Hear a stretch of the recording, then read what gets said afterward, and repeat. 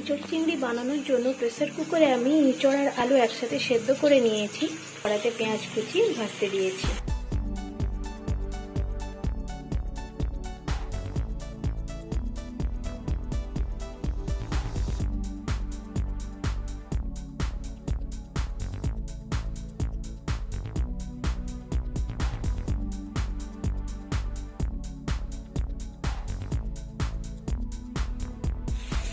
এদিকে অন্য কড়াইতে তেল গরম হয়ে গেছে।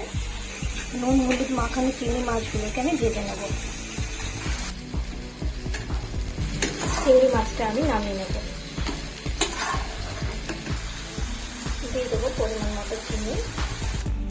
এবারে ভাপানো এঁচোড় আর আলুটা দিয়ে দেবো গ্রেভিটার মধ্যে। এঁচোড়টা মশলার সাথে ভালো করে মিশিয়ে নিয়েছিলাম। পরিমাণ মতো একটু জল দিয়ে এঁচোড়টাকে আমি ফুটতে দেবো। অত্যন্ত ইজি প্রসেসে এঁচোড়টা রান্না করা যায়। আপনারা এইভাবে একবার রান্না করে দেখবেন।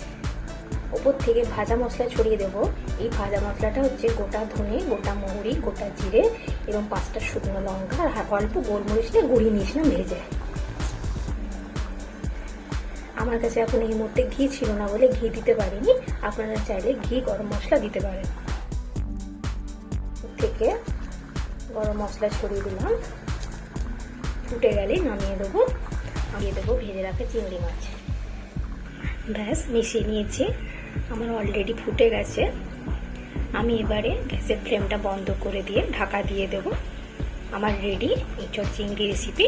যদি ভালো লেগে থাকে like comment share and subscribe করে দেবেন।